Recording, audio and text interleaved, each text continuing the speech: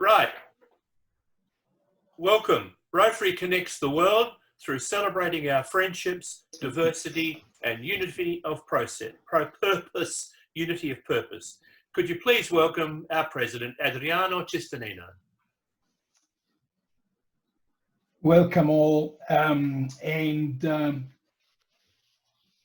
just making sure that I'm not on mute myself, so I think I'm No, coming you're through. right. Yeah. To our lunch meeting 4798 and our second online meeting in our 98 years history. As we did last week, we are broadcasting from many locations, and we expect that Zoom will work as planned and allow us to deliver an enjoyable experience for you all. A very special welcome to our guest speaker, our own dear member and friend, Phil Hoffman, AM, who past President Peter Neal will more formally introduce later in the meeting. Welcome, Phil. Welcome also to any visiting Rotarians and other guests who are joining us today for this online meeting. I will not mention you individually, but if you open up your manage participant tab at the bottom, you can see the list in there and you'll be able to see all the people that are connected at the moment. Welcome also, no, that's fine. I don't know that there is, I'm just double checking quickly if there is somebody that could have been with us, but I don't see them in there at the moment, so I won't make any reference. Okay, birthday greetings. We've got quite a few this week. We have John Higginson, who had his birthday last Sunday, Lisa Dallo, who had a birthday on Monday, and we did send a video message. Frank O'Neill and Margaret, as I discovered, on the same day yesterday. So happy birthday again to you both. And Colin Williamson and Monica Oliphant today. So happy birthday to both of you. Anne McIntosh on Friday. Happy birthday, Anne. I know you are connected at the moment. Happy birthday. You're not connected. Celebrating your the anniversary, we've got Keith Wilson. Pete, if you don't mind muting Tony, there it is, maybe. I'll do that. That's it. And somebody started sharing something here. Ollie, stop sharing, please. I've just stopped them. So celebrating their anniversary, we've got Keith Wilson. So Pete, you should be able to find who they are and mute them, in particular if you go in the gallery view. I'm recording with the speaker's view anyway. Yeah, I'm in gallery view. Yeah, so when they pop up in green, just mute them if they do. So celebrating their anniversary, we've got Keith Wilson, 80 years, Darcy Walsh, 10 years, John Oswald, 16, Colin Agger, 22, and Phil Clenning, 36 years. Congratulations to you all for these beautiful achievements. As usual, all the important announcements will be shared by our MailChimp email broadcast channel, and they're also mostly available via the Facebook page and in the WhatsApp group.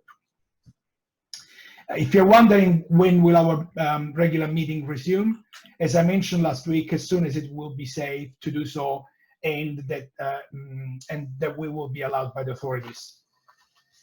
We will keep you informed along the way and hope that you will enjoy this new way of communicating on our regular weekly meetings in the meantime. Rotary Adelaide has moved to implement online meetings so that conveners, team leaders, group captains can endeavor to keep members engaged. This is so that we can continue to deliver our committed humanitarian service outcomes.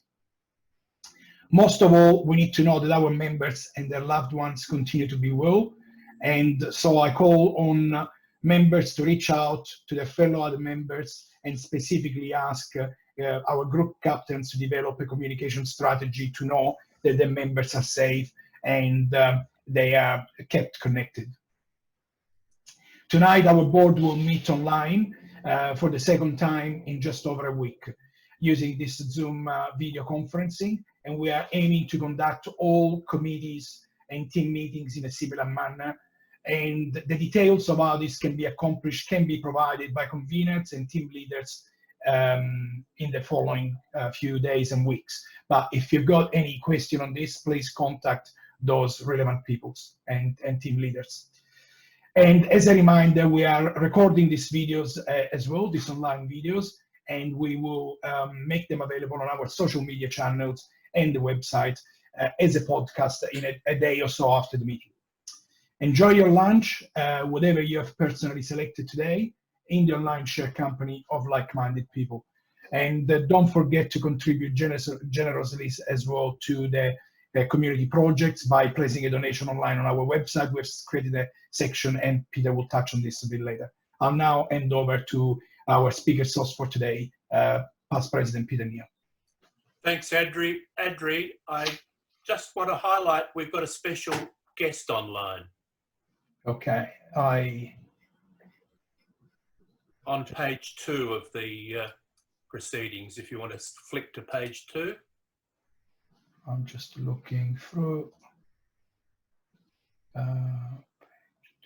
Perhaps if our special guest could wave. Yep, she's waving now. Hi, Lisa. Hi, Lisa. What a pleasure to see you there, Lisa. Fantastic. Absolutely fantastic. I'm unmuting you. It is an absolute wonderful present to all of us. Thank you. Thank you for joining us. Thank you very much. I've been looking forward to joining with you all. I don't know if I can stay for the whole meeting. I have lots of appointments, but I'll stay as long as possible. Thank you. Thank you. Yeah. Over to you, Pete. Thank you for noticing that. I was looking earlier, but obviously she just came in. Yeah. Lisa, just echoing Adri's comments, it's lovely to see you, and happy birthday, by the way. Thanks, Adri. A couple of things before we do too much more. A spotlight on service update for members. Many committees are continuing to work on many projects, for example, finalising our district grants, finalising another successful magic show, preparations by the innovations group for the care packs for nurses, which I mentioned last week.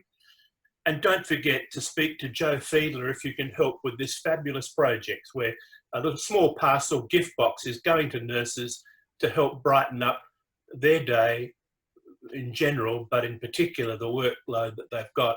It's just a great idea.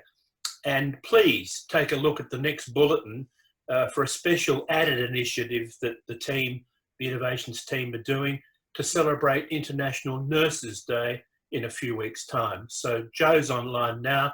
Joe's waving. Just give Joe a call or email and see if you can offer some help. It's a great initiative, particularly at the time that we're going through. Our wellbeing team, some of the members are online now, are working behind the scenes to make sure that all of our members are being considered, are being contacted, and are being communicated with. So if you've got any news at all, please let the wellbeing team know and they'll follow up. Important, this concept of social distancing doesn't mean we can't talk to each other. And particularly as we go through looking to the end of the current situation. Now, one thing that I'd like to share with you is a particular initiative, and I'm just going to bring it up now, is the virtual bowl. We don't have the bamboo bowls on the tables at the moment, unless you happen to have one in front of you, but we really would appreciate if members could still contribute to our community projects because they are ongoing.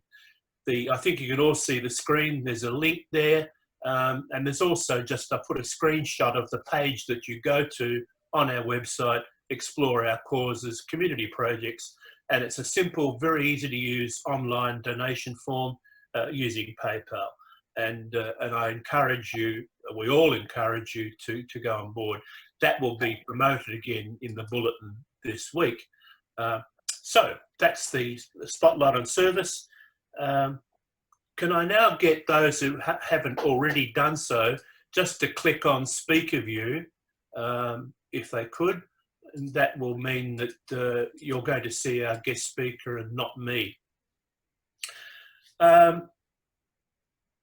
Today we are delighted to have one of our own join us.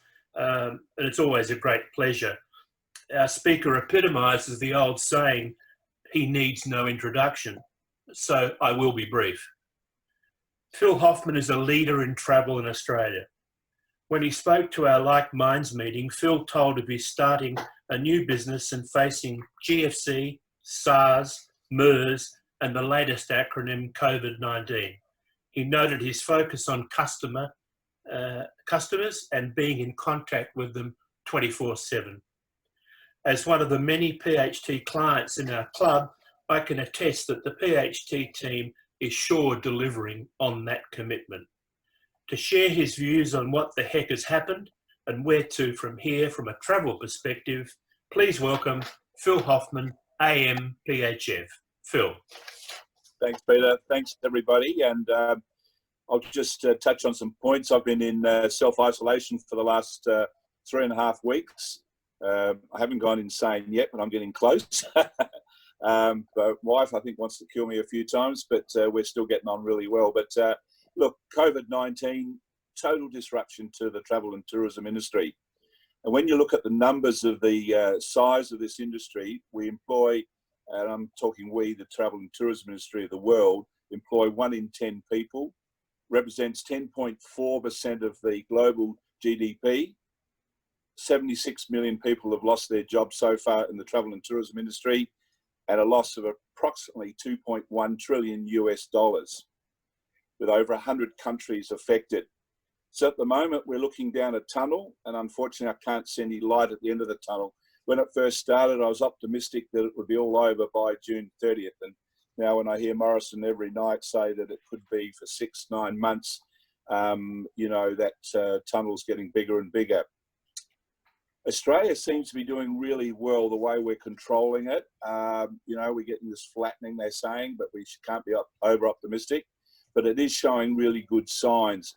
But for us in the travel industry in Australia, the moment they shut the interstate borders, it cut off the last line of us being able to sell anything, because the international flights are virtually zero now, only mine are going out of Australia.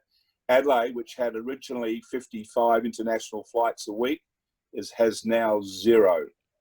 And so there's absolutely no one flying internationally in and out of Adelaide, which in some ways is a good thing as far as not bringing it in. But certainly for business, it's just the whole thing has died because nearly every country is now affected. Domestic capacity has been reduced very much so. Qantas is still flying to most of the ports around Australia, including Port Lincoln and Kangaroo Island. So people can still get across there if they have to on business.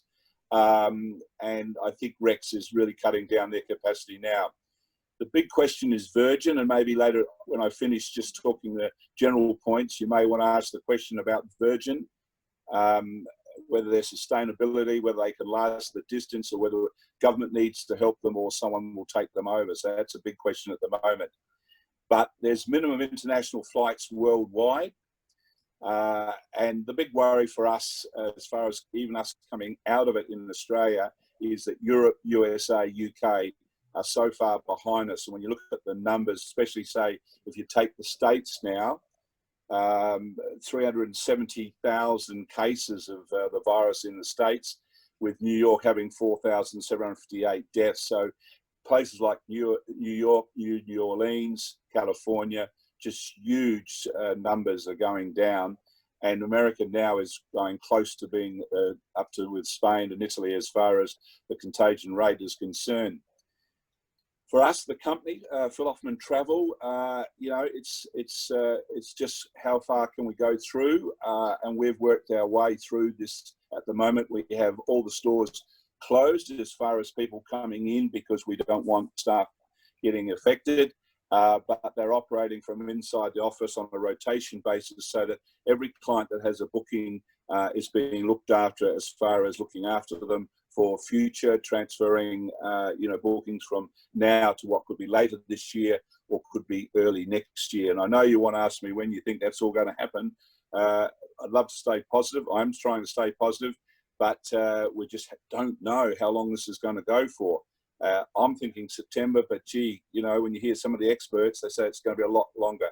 So it's a bit of a nightmare for us trying to get through with, you know, knowing not when it's going to finish, but certainly the staff, and as Peter mentioned, can I say that I am so proud of the way they have handled clients. 99% of our clients have just been fantastic. You get 1% that think we've caused the, you know, the COVID-19 to happen and come difficult. But as I said, it's an industry that, as I said, has been hit worldwide. There's no one been spared of what's happened the way it's happening. So my answer to anybody who wants to get more information is please talk to your consultants direct, because they are got the first-hand information and can help you and advise you. And I can tell you this, that most of the operators now have made very different conditions on bookings for future, so that people can go nearly right up to the last minute and cancel if they had to, or there are conditions attached. But as I said, each operator, each airline is very much, you know, you have to find out individually on each supplier. Insurance, one of the disappointing things for us with insurance, that when SARS happened in 2003, the insurance companies put in that they wouldn't cover a pandemic. So people are very upset that some of this stuff is not covered by the insurance policies. Then they brought in where they said you could cancel for any reason in some of the insurances policies that brought out, cancel for any reason. But again, because of the quick uptake of that, they've cancelled that out of some of the policies now. So it's been interesting what's happened with insurance. This year, September, PhD, Phil Hoffman Travel, we're going to be celebrating their 30th year anniversary in September 23rd. We're still determined to do this with regards to what's all happened. As I said, we think this will pass, as all the others have.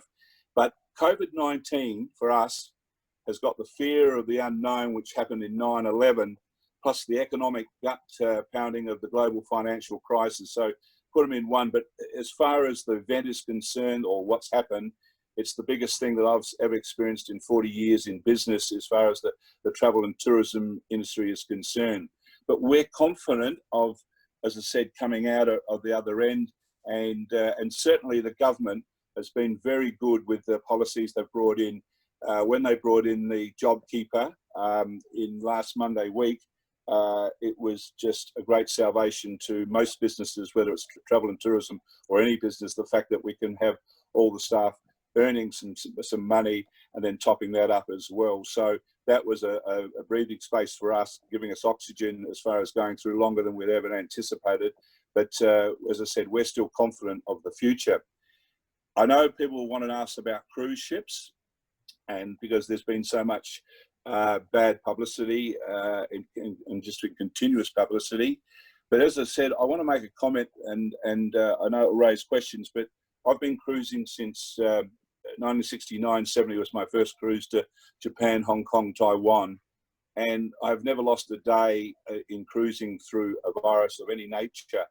Cruise ships do not create viruses. People come on with viruses, just as they get on a plane with a virus. We saw what happened with Aspen with their functions over there. You see in a taxi, a coach, a hotel.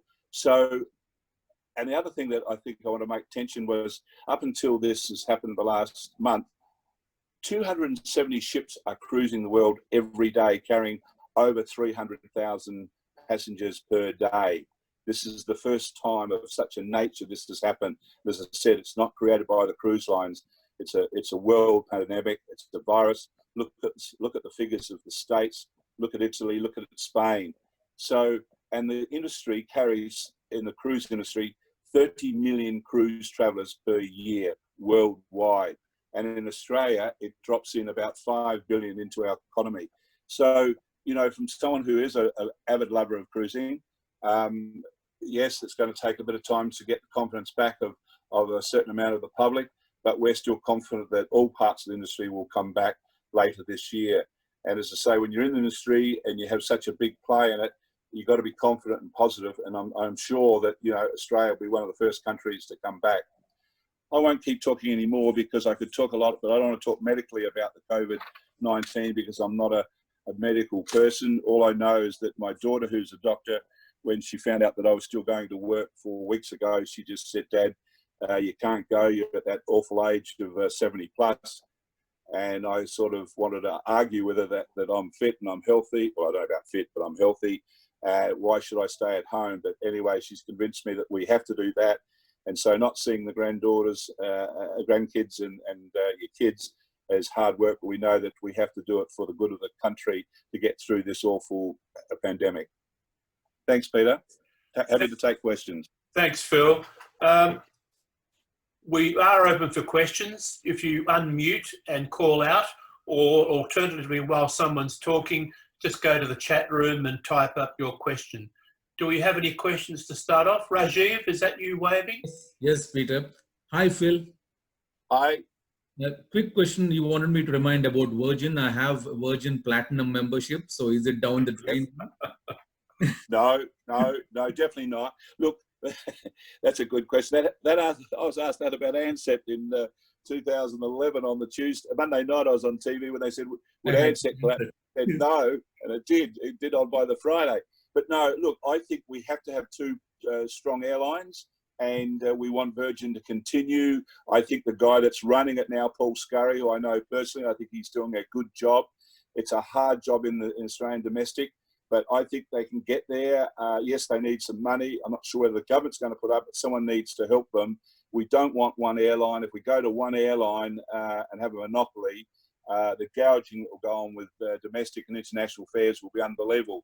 My neighbours who came back from the States just 3 weeks ago, or 2 and a bit weeks ago, they were told, please get on a flight quickly. They had business class seats. They had to pay an extra $5,000 per person to get on the seat on the Qantas. So, I mean, they can gouge, and they're great at it when they do it. Any other? Next question? Phil. Rob Mottram. Phil, a lovely email from Alex Facey today. Thank you. Telling me about what Captain's Choice is doing. Will these APPT people and everything else, will they just give vouchers for tours which you've paid deposits on or paid for, or will they give a cash refund? They'll give the tours for future trips. I think at this stage, but each supplier has a different arrangement. So I can't give you a 100% answer on that, Rob, because they're all doing different policies. So, but generally it's for another tour, but also they're giving you some good credit in that next tour as well. Thanks, Phil. Rob Mottram, any more laid back and you'd fall over, mate. I am laid back, but I got a view of the golf course out the back. I can see. By the way, is Craig still awake?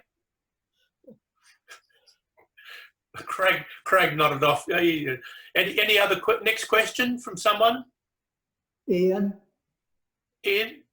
Hi, Phil. Hi, Phil. How are you? Good. You spoke about the cruise area. Can you see any cruise lines going broke over this? And also, can you see the Ruby Princess in particular becoming a ghost ship because nobody will want to go on it? Good question. First of all, question number one, no, I don't see any of them going under. We're talking, the main big ones are Carnival, which owns about 7 of the cruise lines, and Royal Caribbean. They're both very well heeled, and I'd see them not going under. Ruby, yeah, we may have to, Princess probably has been probably the most unlucky cruise line at the moment, so I'd say they may change the name later on, Ian. But, as I said right when I talked about cruising, cruise lines don't generate the virus. People come on with the virus. And I think what we'll see is certainly different controls on health, on getting on and off a cruise ship. Would I cruise in a couple of times? Yes, I would. Not a problem. But I said I think the conditions of getting on and off and testing will be so much stricter than ever before. But as I said, in my first trip, Japan, Hong Kong, Taiwan, 7 weeks, 1969/70. So I've been cruising for 50 years and have never lost a day in cruising ever. Ian, just Phil, a follow-up to Ian's question. Do you see perhaps that the market, the cruise market, might be back towards smaller boutique ships? Certainly, Peter, good question. I certainly think there will be a move. with some people. But as I said, always, Peter, there's people like the small ships, the intermediate ships, and the big ones. You know, some people love the big ones because of the entertainment, they're taking their kids on. So look, I think, you know, the bigger ships will take a longer time to recover in some areas. But I think that like in 9/11, when we had the, you know, the bombing of the towers, the towers going down, people weren't going to fly, fear set up, then the prices came right, fear went out the door, greed took over. Thanks, Phil. Next question. Just unmute yourself, if you will. Steve Larkins. Thanks, Phil. That's been very interesting. Look, one of the things that's been really upsetting about this whole affair is seeing ships being turned away with no thought as to where they're actually going to go. It strikes me that maybe it's time for some kind of protocol that allows them to berth, be serviced, treated as isolation facilities. Yeah, a good question, Steve. And, you know, the sad part is that every government around the world, including the Australian government and the South Australian government, have done everything in the last 10 years to attract cruise ships to their shores, wanting the inbound tourism. And I've been involved with the governments at every level on this, you know how hard they've all worked.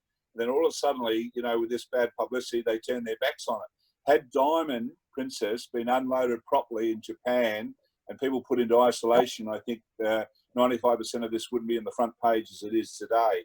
But that started to causing fear. And then we had a ship going out of Adelaide in Feb that was going up to Singapore, out of Adelaide, and the ship had been down in Australian waters for months, no problems at all, going up to Singapore. 48 hours before Singapore government said we won't let you in, and all of a sudden we had sort of, you know, 150 of our clients had to get offloaded, well, not offloaded, couldn't get on.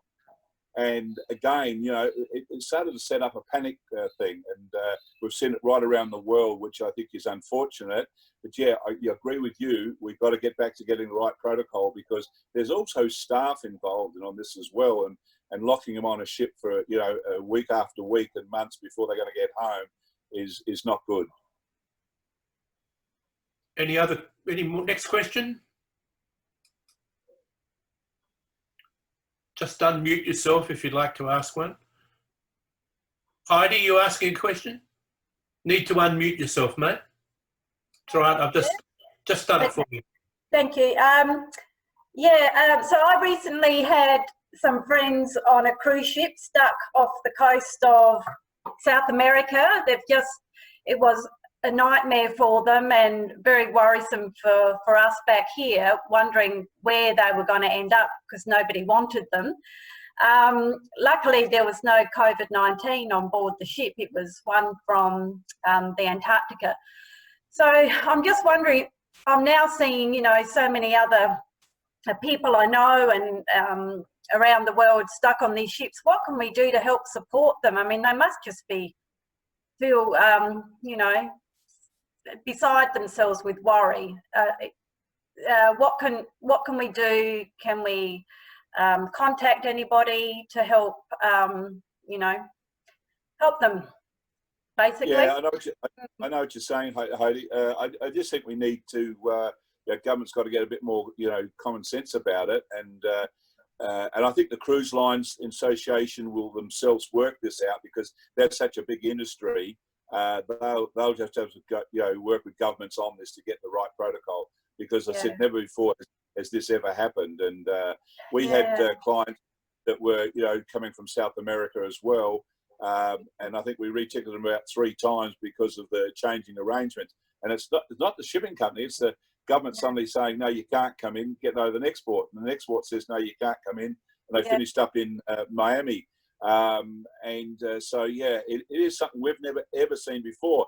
But as I said earlier today, I was talking to Pete before we came on live. I said, interesting, after the bushfires, they wanted us all to support the local areas, you know, getting people across to Kangaroo Island, Adelaide Hills, what.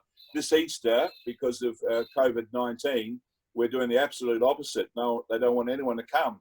And so, you know, how quickly it changes from, you know, from this sort of circumstance. We had a ship going to South Africa, and they weren't allowed to come into to Madagascar, and now there was no problems on board. The ships come back to Adelaide. It did 55 nights, no problems at all. Came back into Adelaide, but wasn't allowed to call into Madagascar because the Madagascar government started panicking. And this is the sort of thing that happened with this COVID-19. And look, we'll learn a lot out of it. The shipping companies will learn a lot about it. Yeah. As I said, it's quickly how the industries, how governments can change so quickly of helping at one stage, wanting you to come in, wanting more ships to come in. And as I said, I've been involved behind the scenes for a long time. So you suddenly see governments, changing quickly, and you think, hang on, they've forgotten how they wanted them to be friends, and now they turn their backs on them. Yes, yeah, very upsetting. But yeah.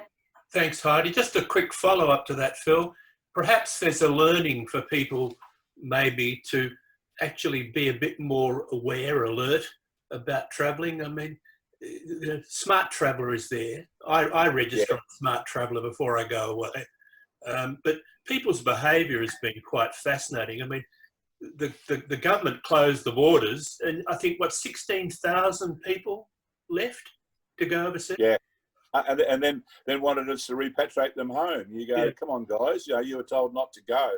And that's the hard part, is when, we're not good at being told not to do things. And as I said, you've got, I think there's nearly 2 billion people travelling around the world. But I agree with you, Peter.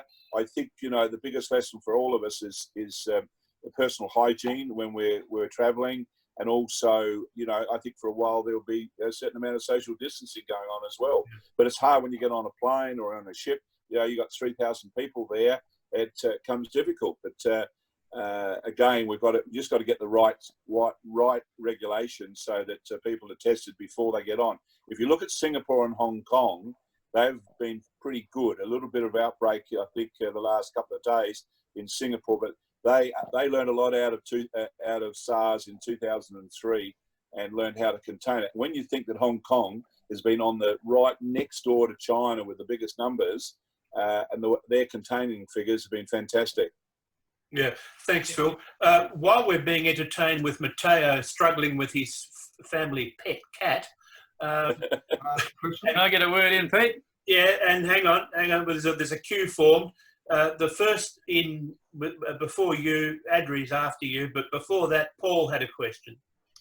Hi, Phil. I had the pleasure of hearing you talk at Like Minds only what seems like a few weeks ago, and we were fascinated to hear about your business and how you have developed. This is obviously an incredibly hard time for all businesses, and I'm in business myself. How are you coping, and how are your staff? How are you managing your business at the moment? What we've, as I said earlier, the JobKeeper has certainly helped us. We put a lot of staff took leave and then took extended leave, and then we've been rotating the staff through with JobKeeper. Now we'll be able to bring nearly most of them back on. The real problem, though, is how much work we're about to give them because of nothing happening at the moment. What we're trying to do now is we're talking to various bodies about some of our staff working as a call centre, from doing work for other bodies to earn some keep in. But we're projected ahead. I think we moved fairly quickly to sort of reduce our hours. I've been through this now. This is the third time when I've gone to a 4-day or 3-day week to cut the costs down. And I find that staff can live off of a 4-day week. You get a little bit lower than that, it starts to become a hard struggle for them. But as I said, with the JobKeeper supplement, that'll certainly help us and get us through. So we're targeting, and we've also, applying for a government stimulus package as well. So we've just spent the last 4 or 5 days putting a submission in on that as well. Some didn't fit us, but this one with the government job fund could. Again, a case for, coming through the other end. Because the biggest problem we have at, I think, all businesses is going to be at the other end when it turns back on. It's going to take a while to generate, what we call cash flow, because when you're in a normal cycle and your business is successful, it's running through the whole system continuously. This puts strain when you come out the other end. So whenever they say to me after September, I'm going, I'm going to really lose any hair that I've got at the moment because it's going to get harder and harder. But that's why we've applied for a stimulus package to, and the banks have been good. I've got to say, we're with Bank SA and have been for 30 years. they approached us about 3 or 4 times before we thought we needed to talk to them. And I kept saying, no, we're okay, and we're okay, but we just wanted them to be on ready, so if we did need it, we didn't have to wait, and sign 300 pages to get an overdraft extended. Thanks, Phil. Jeff Wagner. If I can add a real life perspective to Heidi's concern about the crew that are on board these ships. For the last 3 or 4 days, I've been in regular communication with a young lass who's a cabin steward on the Pacific Dawn, which has been stuck off the coast of Queensland and is now heading north towards Philippines or Singapore. Not only is she there doesn't know when or where they're ever going to land anywhere, but she's from Vanuatu, and her family, her kids, being looked after at home by her cousin while she's at sea. Vanuatu has just been hit by a Category 5 cyclone, and the poor girl is absolutely frantic.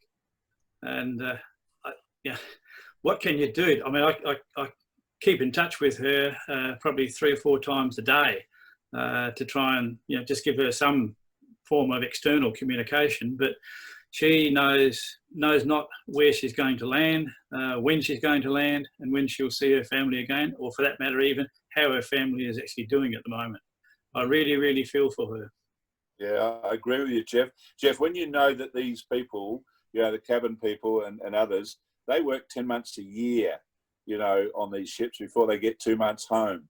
And I've often questioned myself, and my wife and I often say, would we do that for our kids, do 10 months off, 10 months, around the world, and only 2 months home with your kids when they're growing through those critical ages. And I question our sanity, or I question whether we would do it. They do it because they have to give their kids an education and a living. So, yeah, your heart goes out for them.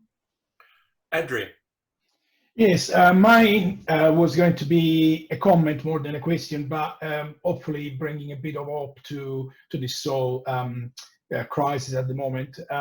Yesterday I spent a day with my son, and he was telling me that the NBA, who is obviously one of the wealthiest, if not the wealthiest, organization leagues at the moment in the world, they are working very hard to develop a rapid testing system. They want to resume the games in a way that they do the test just before the game, before the players enter the arena. They get tested, they know the result immediately, they play the game. The game obviously will be with no people broadcasting. But you can see and sense that hopefully they will invest the money, and there is definitely hope that the test like that will come up very soon, and that could offer immense, I think, opportunity for anyone, because if you could test all the people boarding a plane and you know that they're all fine, negative, if you can test all the people boarding a ship and they're all negative, all of a sudden the ship is probably the safest place to be if you are in an environment with all negative people. Yeah, Adriana, it's a really good point. Yeah. We've lost Phil. Yeah, I think okay, he's back. Hang on, no, there I. The only thing we can tell you about that was I spoke to someone who had the virus coming back from America, and I said about these heat systems and measuring your temperature. He said he didn't have a temperature, he only had a sore throat. So the doctor said he was okay. He didn't believe the doctor, so he had his test and he proved positive, and he had quarantined for 14 days. He said the only thing he's had was a sore throat for a little while, no temperature, no achiness or anything. So there's so many mixed reports on what this virus does to you. That's the hard part. But I agree with you. SARS was controlled, and Singapore and Hong Kong have always had heat testers, measurers in their airports going through. At school, every kid before he goes into the classroom has a temperature checked, and we're starting to do that in South Australia a little bit. But when I came back from being on a new ship, testing a new ship called Splendor, I came back from Barcelona, but I'd been in via Rome and Florence, and this was early February, came back, and there was nothing in that. All they asked me was, when I came into Adelaide, was, have you been via Hong Kong or China in the last month? And I said, no, I came in, with Qatar Airlines, and go straight through. So no testing of any sort. But now, I think all the strict controls have gone up. But certainly a lot of people have come back on flights that have been carriers. Phil, Steve Larkins would like to have another question. Yep, sure. Phil, you just reminded me of a point, and that is that we don't hear much about, and that's the Mediterranean. It would have to be one of the most congested sort of cruise spaces in the world, particularly Barcelona. But we've not really seen anything about that on the media. Have you got any insights as to what's going on there? Yeah, no, because it's been winter, Steve, you know, not many ships have been into Barcelona. So that's why we haven't seen the thing being registered around in sync, because most of the ships are not in the Med at this time of the year.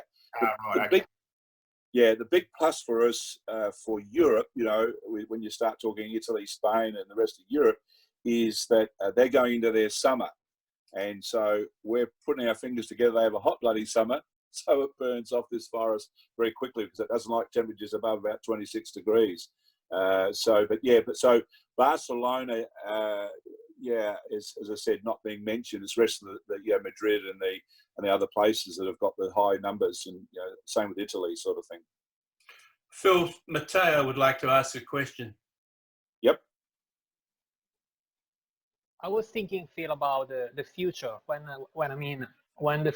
everything is done and dusted, and people, you reckon, will be scared about traveling. And once again, you now mentioned the summer in Europe, but I was thinking, wow, I'm thinking about my family there. How keen they would be to go on a cruise, or book an holiday and then, or an international flight. You know what I mean? So I'm thinking about your industry, and there's more. I think it'll bounce back. Now, I'm an optimist, and everyone tells me that, but I believe there will be some negative people that will say, no, I'm not going to do international travel. I'll do domestic, I'll do local, and I'll even cruise locally, domestically and all that sort of thing. There'll be those.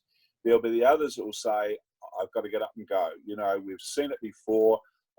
It was the start of the cruise industry when 9/11 happened. If I go you back to 9/11 was September, right? That's when the ships come out to Australia. Were coming out from Europe and America empty. And the cruise lines turned to us and said, can you fill them up? Because if you can help fill them up, it means we can get them out here more permanently. And that was the start of the big turn of the cruise industry to Australia. Thank you. Any other questions? Just unmute yourself and wave. Can I ask another question, please? Yes, Ian, go for it, mate. Phil, I spoke to your Nord office this morning. Got a daughter currently in the UK, lost her job yesterday, wants to come home. Two parts to the question. One is that, can you see all flights in Australia, international, cancelled within the next 2 weeks? That's the first question. The second part is, right, the second part is that she's been told, this, for instance, she flies into Sydney or Melbourne, she's got to do the 2 weeks self-isolation. But then when she comes back to Adelaide, we've been told she's got to do it again. Is that correct? That is the rules at the moment. But what I'd suggest you do, when she does the 2 weeks of isolation in Sydney, try and get a doctor's certificate that when she comes into Adelaide on that flight, that she's got that to try and get her out of the 2 weeks in Adelaide. That was going to be my next question. Thanks for that. That's good. Thank you. Yep, pleasure. Because just on that, some business people are doing that because they're travelling, on business, on essential business, and they can't afford to come back, so they've got sort of exemptions on that, but being tested all the time. Yeah, hi Phil. Yep. Hi Dean. Yeah, how you going? I think I'm like you. Yeah, I missed the start of the conference call, sorry, but the answer's probably no, Dean. Just wanted to say from our side, because we are a cruise line that is massively impacted by this whole scenario, and of course we've had to extend our non-operating period through to now 24th of May, which is now the second month of non-operating. What this means is, of course, there's no income coming in to cruise lines, and we're not alone in this, it's all cruise lines around the world. And so what we're trying to do is persuade guests and passengers to stay with us, to not cancel, to keep their monies, and what we put it into a future cruise credit. So they take their trip in next year or next season. In the UK, ADTA, Phil, have underwritten these sort of cash credits. So in the event of a tour operator going out of business in this period, or a cruise line, God forbid, that the government will underwrite those things. Here in Australia, I think AFTA and CLIA are making some representations. Do you think that our government might do a similar thing to protect these cruise monies? They may. Holiday monies? I've seen, Dean, I think they may. I've seen the proposals, and I've been on to our government here, even though they're not involved from a money point of view, but from a consumer point of view, because we have each of them have their own consumer affairs department in each state. But I'm 100% behind it, Dean, for it to happen. I think it's important it does, and for the longevity. Because for those that maybe don't understand the whole process, that means that the travel agent, so Phil's company, their commissions would be protected. The tour operator would keep his money, the cruise would keep his money, and these firms would all stay in business. So it's a crucial bit of support we need from the government. Second thing is just to talk about our experience, if you wouldn't mind, just 1 minute, in WA, where our ship was laid up and quarantined for a period of time. The Vasco da Gama it was actually 14 days coming down from Phuket with no illness on board, but still the WA government said, no, you've got to go into quarantine. So we've got 200 guests who are on Rottnest Island, who are Western Australians. They're quarantined there. Pretty nice place to be quarantined, I believe. The beaches and the views they've got are great, but they actually can't leave their villas. And then we've got 600 odd Australians who are cooped up in 2 hotels in Western Australia. And would you believe the Western Australian government will not talk to us? They won't let us know where the passengers are in the hotels. I saw a horrible video of somebody in his hotel room in WA, one of our passengers, and he's going through, the war depression, DVT, whatever it is that you get. And he was going, because he's cooped up in his hotel room, they won't let him out and get any air. He's got no balcony in his hotel. And he was experiencing something when he was on a merchant ship. He was nearly drowning. He was locked underwater and he was pressing a manhole, and he's recreating these scenes in his hotel room. It's absolutely appalling. And the government over in WA are really not helping things. It's a horrible situation.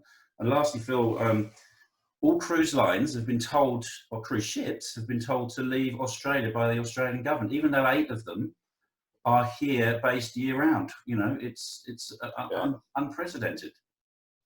Dean, I think I said earlier on before you come on, I said, that they really have panicked, and because this is like, the first time they've ever had this sort of thing.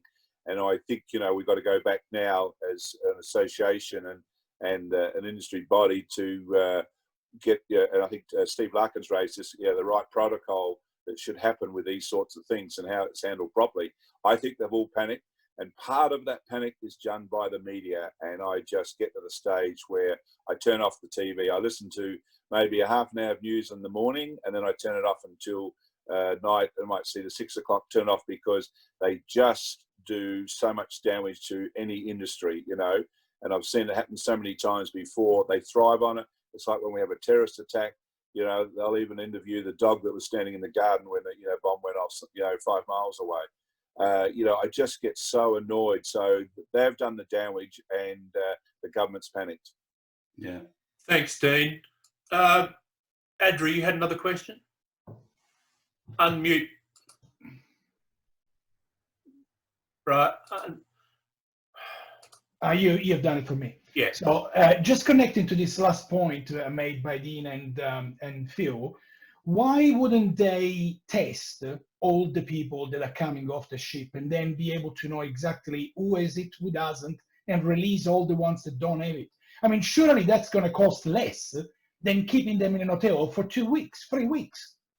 Yeah, absolutely, Andrea, and that's what I think we have to learn from this, is how you do it properly. And had Japan done it properly with Diamond Princess, as I said, 3/4 of this would never have happened, and that was the problem. You had Diamond Princess featuring for about 3 weeks on the front pages of every TV screen and newspaper.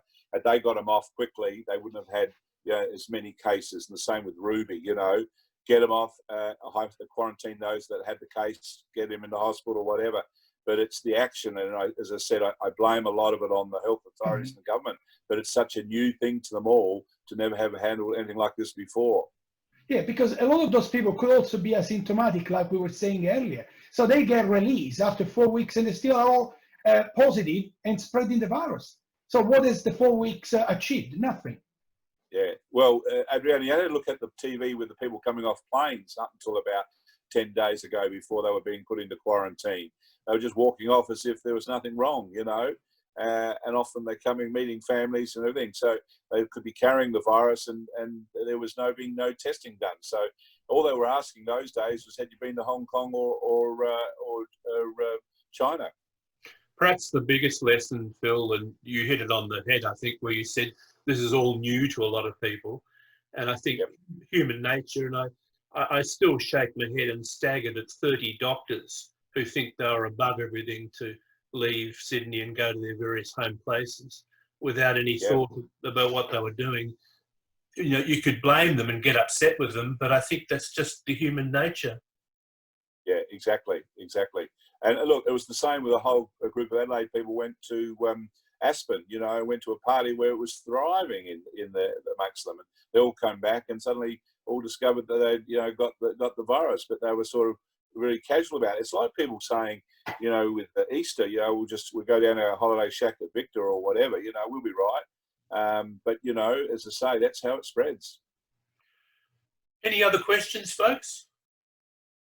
I might just chime in with a bit of a comment. Many of you know Bob Carney, who's involved with the Virtual War Memorial. He's been doing a bit of research about what happened 100 years ago. And it's amazing. There's photos of legions of people in Australia all wearing masks, isolation. They were turning ships away from ports and all that stuff 100 years ago. And it's kind of been lost to us. So yeah. It's beyond living memory, so no one has any recollection of the fact that we've been through it all before. Much worse then, of course. Yeah. I mean, when you look at Steve, when you look at our numbers, and I was just pulling this out the paper today, they say that, you know, with the modelling that they're doing at the moment, less than 12% of Australians will get the virus, and less than 1% of that will ever require hospital treatment. So when you look at those numbers now, you know, compared, like you say, 100 years ago, when you look at the numbers compared to some of the other countries, we're doing all right as long as we could keep doing it. And that's the big thing, is the discipline and the focus needed it. And as I said, I started the talk by saying my daughter gave us the biggest lecture one night about the fact that we can't be out there. And I said, but, you know, I'm healthy, I'm this, I'm that. She said, I don't care. You're not going to see the grandchildren. You're not going to see us, because we want you to self-isolate for your own health and safety. And I think that's all of us online today have to do, unfortunately, you know, for some time. And it's hard work. Thanks, Phil. I think we might have just reached the conclusion of the questions. Peter, Ollie has been waving his hand for past 10 minutes. Ollie? Yes. Right. Sorry. Speak up, Ollie. A different line of attack altogether. Any statistics out of Russia that we can understand yet? Ollie, that's a good question. They're not giving us, but the other day they said that in January, only 600 people died through alcoholic poisoning ODing on alcohol in the month of January. 600 people. They thought that was down 30% on a normal month in the year. I mean, well, we took those numbers and you go, what are we worried about? But no numbers on Russia, and I don't think I believe them anyway. I think it'd be like the Chinese. I'm not sure I'd believe it. Thanks, Ollie. Right, folks, I think that just about wraps up. I think Phil has well and truly sung for his supper. A couple of announcements in a moment. Phil, it's just been incredible for you to give freely of your time, and Alison to help you set up the equipment in your home. We do appreciate it. As I said at the beginning, having one of our own talk is really special. Paul, I think, again referred to Like Minds, where I think everybody learned a lot more about your ethos. I noticed Joe McLaren online. She's at home, but I know she's working. Well, she's probably marking me, and I'll probably get a scorecard out of 10, later on this afternoon, or wrapped over the knuckles. I've said something wrong. I also think that in your fan club, Bianca's online as well. So we really do appreciate it. What I'm going to do is ask Adri to unmute everybody, if he could, because what I'd like to do is to hold up. Oh, hang on, I can't hold it up. Oh, here we go. Certificate of appreciation, Phil, and we're going to send that to you, and it's a donation is going to be made in your name to help end polio. And after we've done that, we'll try and end the coronavirus as well. Road of things. So I'll ask everybody online to the usual fashion. Thank you for your time. Thanks, Phil. Thank you, guys. Thank you. Thank you. Happy Easter, guys. Well done. Back to you, Adri. Okay, thank you, Phil, very much for your knowledgeable insight on travel, on the travel industry, and we sincerely wish. And actually, I'm going to mute all first. Yeah. And we sincerely wish you and your company the best during these very tough times, and hope that this will be over soon for everyone. Thank you, Phil. A special thank you to all of our guests today as well, and all of our members for supporting the online meeting. I think we can all agree that in the meantime, while we can't meet physically, this is a good way forward, I think, and we will keep it going for the time being. And I'm only going to mention again a very special thank you to Lisa. And it's been fantastic seeing you and having you with us today. So we hope to see as much of you as possible in the following weeks. And we wish you also the best, Lisa, over the next few weeks and months. Here. We hope, now please watch your email inbox for news on next week, where our guest speaker will be John Phillips, OAM, CEO of KSAB. John will share some interesting thoughts on recycling and reducing waste as he retires from leading a great organization.